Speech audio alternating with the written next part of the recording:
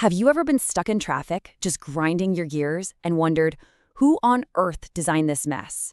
Well, today, we are pulling back the curtain. We're going to dive into how cities make those massive billion-dollar decisions that literally shape your daily commute. So how do they do it? Let's find out. You know, on one hand, you've got the dream, right? A clean, super efficient public transit system just zipping people across the city. And then there's the reality for so many of us, just an endless sea of brake lights. And that, right there, is the huge tug of war at the very heart of modern city planning. So here's the big question. How do we get unstuck? I mean, when you're dealing with tight budgets and more people moving in, how do planners and engineers actually decide where to spend the money? How do they build a city that works for everyone? Okay, this slide really gets to the root of the problem. See, as our cities sprawl outwards, it becomes incredibly expensive to run good, effective transit lines way out there. And this creates a kind of vicious cycle. People move to suburbs with less transit, which then makes it even harder to justify building new transit. So planners are stuck, right? They're caught between possibly over-investing in a system that might not get enough riders or under-investing and just leaving people stranded. And that brings us to the real core of this whole thing, choosing between futures. Because look, deciding on a new train line or a highway isn't just about pouring concrete. It's about deciding what kind of city we actually want to live in. It's about what we value. So who actually gets a voice in these gigantic projects? Well, a lot of people. Planners have a name for them, stakeholders. And that includes you, the person who's actually going to use the system every day. But it's also the transit authority, local residents, businesses whose shops might be affected, environmental groups, and, yeah, pretty much every level of government. Seriously, every single project is a massive balancing act. To help make these incredibly tough calls, engineers create something that looks like this, a measures of effectiveness table. Now, the best way to think about this is like a scorecard, or maybe a character sheet from a video game for each potential project. It lays out all the trade-offs in plain black and white. Everything from speed and cost to noise levels, and even how many homes might have to be removed.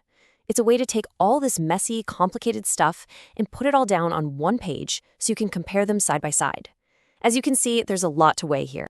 And this is where you can really see those tough choices in action.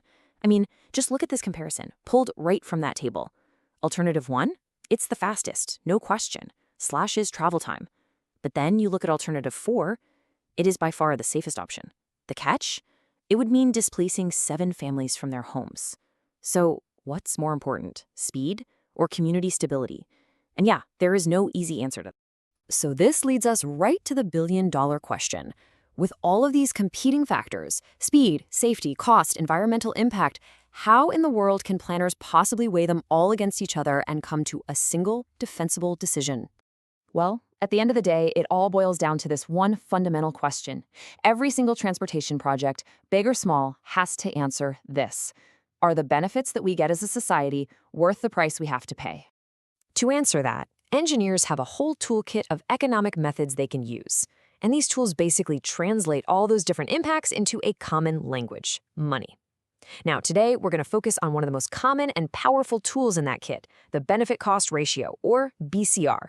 It's what helps them compare wildly different projects on an apples-to-apples basis. The benefit-cost ratio might sound a little complicated, but the idea behind it is actually incredibly simple. It just asks, for every single dollar we invest in this project, do we get more than $1 worth of benefits back to society?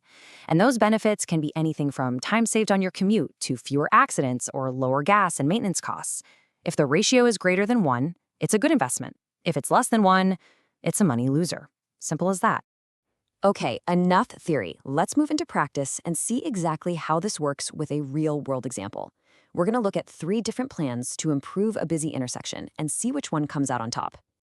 All right, here are our contenders. As you can see in this table, we've got 3 different alternatives. Each one has a different upfront construction cost, ranging from about $195,000 to over $300,000. They also deliver different annual benefits, and that's the money society saves from things like fewer accidents and faster travel times. Our job is to use that benefit-cost ratio to figure out which one gives us the most bang for our buck. So the analysis happens in a few logical steps. First, we have to see if the cheapest option, alternative I, is even better than just doing nothing at all. Then we do the same for alternative 2. Finally, And this is the really crucial part. We check if the extra money for the most expensive option, alternative 3, is actually justified by the extra benefits it gives us compared to alternative 2. And the results are in for our first contender. Alternative I has a benefit cost ratio of 0.97. Oof, that means for every dollar we'd spend on it, we'd only get 97 cents in benefits back. And since that is less than 1, this project just isn't worth it. It's off the table. Gone. But what about alternative 2? How does it stack up? Well, it has a benefit cost ratio of 1.11. Now we're talking. This means for every dollar spent, society gets $1.11 back. This is a clear winner over doing nothing, and it becomes our new champion, the one to beat. Okay, but what about the most expensive option, alternative 3? To figure this out, we don't just look at its total score. We do something called an incremental analysis. All that means is we ask, is the extra money we'd have to spend to upgrade to alternative 3 worth the extra benefits we'd get over what alternative 2 already gives us? And when you run those numbers, you get a ratio of 0.94. So while alternative 3 is good, that extra chunk of money just doesn't pay for itself. The upgrade isn't worth the price. So after all that math, we can finally make the final call.